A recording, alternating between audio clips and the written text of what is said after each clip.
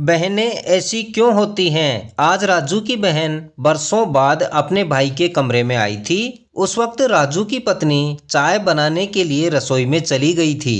चाय पीने के बाद राजू आज पहली बार अपनी बहन को दरवाजे तक छोड़ने गया था। यह सब देखकर राजू की पत्नी बहुत हैरान थी। उसके समझ में नहीं आ रहा था कि जो भाई अपनी बहन की शादी के बाद कभी सीधे मुंह बोला तक नहीं, वह बहन के साथ बाहर तक कैसे गया।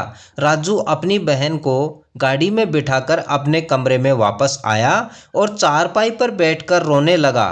पत्नी को समझ में नहीं आ रहा था कि आखिर पति को आज हो क्या गया है। तो पत्नी से रहा नहीं गया और उसने पति से पूछा, क्या हुआ, आप रो क्यों रहे हैं। तो राजू कुछ नहीं बोल पाया। तो पत्नी ने फिर से पूछा कि बताओ तो सही, बात क्या है। तो राजू ने अपने आंसू पोंछते हुए कहा, मैं बहुत शर्मिंदा हूँ अपने आप पर, क्योंकि मैंने अपनी बहन के बारे में इतना गलत जो सोचा था। वह मेरी बड़ी बहन है, फिर भी मैंने कभी उसको सम्मान तक नहीं दिया है। मैं आज तक उसकी शादी के बाद कभी भी उसके घर नहीं गया। माता पिता ही जाते रहे। वह मुझे बहुत बार अपने घर आने को कहती रही, मगर मैं नहीं गया। और तुम भी जब भी बहन कभी माँ से मिलने आती थी तो उसे मनहूस कहती थी और हमारे घर को खाने वाली कहती थी। मुझे याद है आज भी वह दिन जब माँ बीमार थी और तुमने बहन के आते ही कहा था कि आ गई मनहूस फिर से हमारे घर को खाने वाली। पता नहीं किस जन्म का बदला ले रही है जो रोज रोज चली आती है यहाँ और जाते वक्त हमारे घर का सामान भी ले जाती है। और यह सब बहन ने सुन भी लिया था, मगर बहन ने कुछ नहीं कहा था। और हमने बहन को बार बार आने की बात पर माँ से भी बहुत झगड़ा किया था कि तुम उसको रोज रोज यहाँ बुलाकर हमारे घर की ज़रूरी चीज़ें उसको दे देती हो। और जब वह हमारे मुन्ना के लिए कीमती कपड़े और खिलौने लाई थी तब भी तुमने उसको यही कहा था कि हमारा ही ले जाकर हमें ही देकर क्या दिखा रही हो। इतना सुनते ही पत्नी ने कहा, तो मैंने कौन सा गलत कहा था। वह तो आज भी हमारी ज़रूरी चीज़ों को माँ से मिलने के बहाने आकर ले जाती है और तुम्हारी माँ भी उसे ही चाहती है।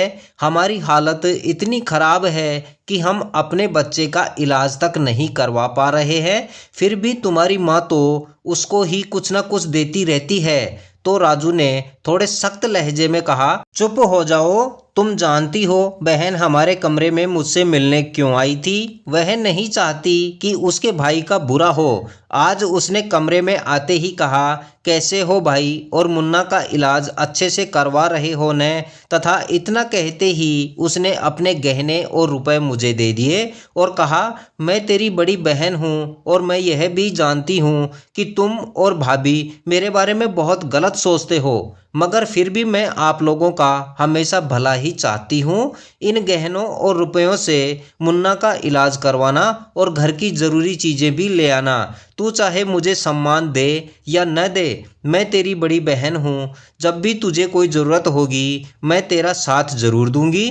और तुझे किसी भी चीज़ की ज़रूरत हो तो किसी से कर्ज लेने की ज़रूरत नहीं है, मुझे बता देना, तेरी बड़ी बहन तेरी ज़रूरतों को ज़रूर पूरा करेगी। इतना सुनते ही राजू की पत्नी भी खामोश हो गई तथा अपने आप पर और अपनी सोच पर अफसोस करते हुए अपनी पलकों को भिगोने लगी। आज राजू के घर में फिर से खुशियां लौटने लगी थी उसकी बड़ी बहन की वजह से। इसीलिए कहा जाता है कि बहनें ऐसी क्यों होती हैं जो अपने भाई की तकलीफ को देख नहीं सकती, अपने भाई की तकलीफ में अपना सब कुछ कुर्बान कर देती हैं और अपने सारे दुख गिले शिकवे भूल जाती हैं। यही थी आज की कहानी, बहन ऐसी क्यों होती हैं। कहानी से सीख मिलती है कि बहन ईश्वर का एक अनमोल वरदान है और हर बहन अपने भाई का ख्याल खुद से भी ज़्यादा रखती है, शादी के पहले भी और शादी के बाद भी। इसलिए अपनी बहनों का आदर सम्मान जरूर करें और ऐसे भाई बहन को ईश्वर हमेशा खुश रखें जो एक दूसरे को प्यार, सम्मान और अपनापन देते हैं। उम्मीद है कहानी आपको पसंद आई होगी और इस चैनल पर नए हैं तो इस चैनल को ज़रूर सब्सक्राइब कर लें तथा इस कहानी के बारे में अपनी राय कमेंट कर ज़रूर दें। और हमारे साथ इस कहानी में अंत तक बने रहने के लिए आप सभी का बहुत बहुत धन्यवाद।